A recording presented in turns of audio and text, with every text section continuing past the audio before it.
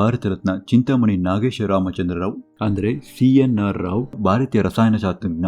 C.N.R Rao ಬೆಂಗಳೂರಿನಲ್ಲಿ ಕನ್ನಡ ಮಾಧವ ಬ್ರಾಹ್ಮಣ ಕುಟುಂಬದಲ್ಲಿ ಜೂನ್ 30, 1934ರಲ್ಲಿ ಹನುಮಂತ ನಾಗೇಶರಾವ್ ಮತ್ತು ನಾಗಮ್ಮ ನಾಗೇಶರಾವ್ ದಂಪತಿಗೆ ಜನಿಸಿದರು. ತಮ್ಮ ಪ್ರಾಥಮಿಕ ಶಿಕ್ಷಣವನ್ನು ಮನೆಯಲ್ಲೇ ಕಲಿತ ರಾವ್ ಅವರು ತಾಯಿಯಿಂದ ಹಿಂದೂ ಸಾಹಿತ್ಯ ಮತ್ತು ಗಣಿತ ವಿಷಯದಲ್ಲಿ ತರಬೇತಿ ಪಡೆದರು. ಮುಂದೆ ಪ್ರೌಢ ಶಿಕ್ಷಣವನ್ನು ತಂದೆಯ ಇಚ್ಛೆಯಂತೆ ಕನ್ನಡ ಮಾಧ್ಯಮದಲ್ಲಿಯೇ ಕಲಿತರು. ಆದರೆ ಮನೆಯಲ್ಲಿ ರಾವ್ ಅವರ ತಂದೆಯೇ ಇಂಗ್ಲಿಷ್ಗೆ ಶಿಕ್ಷಕರಾಗಿದ್ದರು. ಮುಂದೆ 1951ರಲ್ಲಿ ತಮ್ಮ 17ನೇ ವಯಸ್ಸಿನಲ್ಲಿ ಮೈಸೂರು ವಿಶ್ವವಿದ್ಯಾಲಯದಿಂದ ಪ್ರಥಮ ದರ್ಜೆಯಲ್ಲಿ ಸ್ನಾತಕೋತ್ತರ ಪದವಿ ಪಡೆದರು. 2 ವರ್ಷಗಳ ನಂತರ ಬನಾರಸ್ ಹಿಂದೂ ವಿಶ್ವವಿದ್ಯಾಲಯದ ರಸಾಯನಶಾಸ್ತ್ರದಲ್ಲಿ ಸ್ನಾತಕೋತ್ತರ ಪದವಿಯನ್ನು ಪಡೆದರು.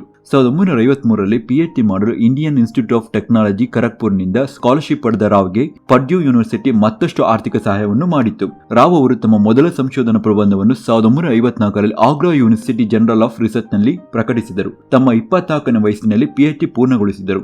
ಪದವಿ ಅಧ್ಯಯನ ಮುಗಿದ ನಂತರ ರಾವ್ 1959ರಲ್ಲಿ IISc ಬೆಂಗಳೂರಿನಲ್ಲಿ ಉಪನ್ಯಾಸಕರಾಗಿ ವೃತ್ತಿ ಜೀವನ ಆರಂಭಿಸಿದರು. 1963ರಲ್ಲಿ ಕಾನ್ಪುರ ಇಂಡಿಯನ್ ಇನ್ಸ್ಟಿಟ್ಯೂಟ್ ಆಫ್ ಟೆಕ್ನಾಲಜಿಯಲ್ಲಿ ರಸಾಯನಶಾಸ್ತ್ರ ವಿಭಾಗದಲ್ಲಿ ಸ್ಥಾನವನ್ನು ಸ್ವೀಕರಿಸಿದರು.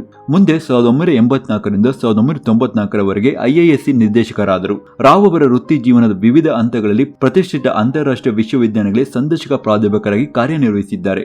ರಾವ್ ಅವರು 1985ರಿಂದ 1989ರವರೆಗೆ ಮತ್ತು 2005ರಿಂದ 2014ರವರೆಗೆ 2 ಅವಧಿಗೆ ಭಾರತೀಯ ಪ್ರಧಾನಿಯವರ ವೈಜ್ಞಾನಿಕ ಸಲಹಾ ಮಂಡಳಿಯ ಅಧ್ಯಕ್ಷರಾಗಿ ಸೇವೆ ಸಲ್ಲಿಸಿದ್ದಾರೆ. ರಾವ್ ಅವರು ವಿಶ್ವದ ಅಗ್ರಗಣ್ಯ ರಸಾಯನಶಾಸ್ತ್ರಜ್ಞರಲ್ಲಿ ಒಬ್ಬರು. ಅವರು 5 ದಶಕಗಳಲ್ಲಿ ಈ ಕ್ಷೇತ್ರದಲ್ಲಿ ಬಹಳಷ್ಟು ಕೊಡುಗೆಯನ್ನು ನೀಡಿದ್ದಾರೆ.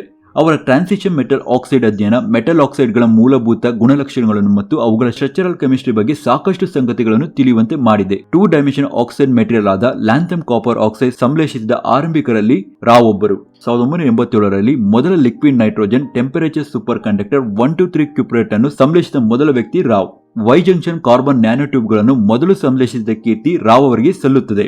High temperature super conductivity, nano molecule ಮತ್ತು ಹೈಬ್ರಿಡ್ ಮೆಟೀರಿಯಲ್ ಅಧ್ಯಯನ ಕ್ಷೇತ್ರಕ್ಕೆ ಅಪಾರ ಕೊಡುಗೆಯನ್ನು ರಾವ್ ನೀಡಿದ್ದಾರೆ. ರಾವ್ ಅವರು 1600ಕ್ಕೂ ಹೆಚ್ಚು ಸಂಶೋಧನಾ ಪ್ರಬಂಧಗಳ ಸಹ ಲೇಖಕತ್ವವನ್ನು ಹಂಚಿಕೊಂಡಿದ್ದಾರೆ ಮತ್ತು 50ಕ್ಕೂ ಹೆಚ್ಚು ಪುಸ್ತಕಗಳನ್ನು ಬರೆದಿದ್ದಾರೆ. ವಿಶ್ವಾದ್ಯಂತ 83 ವಿಶ್ವವಿದ್ಯಾಲಯಗಳಿಂದ ಗೌರವ ಡಾಕ್ಟರೇಟ್ ಅನ್ನು ಪಡೆದಿದ್ದಾರೆ. ರಾವ್ ಅವರು ಪದ್ಮಶ್ರೀ, ಪದ್ಮಭೂಷಣ, ಕರ್ನಾಟಕ ರತ್ನ ಮತ್ತು ಭಾರತ ಅತ್ಯುನ್ನತ ನಾಗರಿಕ ಪ್ರಶಸ್ತಿಯಾದ ಭಾರತ ರತ್ನವನ್ನು ನವೆಂಬರ್ 16, 2013ರಲ್ಲಿ ಪಡೆದಿದ್ದಾರೆ. ರಾವ್ ಅವರು ವಿಜ್ಞಾನ ಕ್ಷೇತ್ರಕ್ಕೆ ಅಪಾರ ಕೊಡುಗೆಯನ್ನು ನೀಡಿದ್ದಾರೆ. ಅವರ ಸಾಧನೆ ಇಂದಿನ ಯುವ ಪೀಳಿಗೆಗೆ ಸ್ಫೂರ್ತಿಯಾಗಲಿ ಎಂದು ನಮ್ಮ ಈ ಚಿಕ್ಕ ಪ್ರಯತ್ನ. ಅವರ ಹುಟ್ಟಿದ ದಿನವಾದ ಇಂದು ರಾವ್ ಅವರು 100 ಕಾಲ ಸುಖವಾಗಿ ಬಾಳಲೆಂದು ಆಶಿಸೋಣ.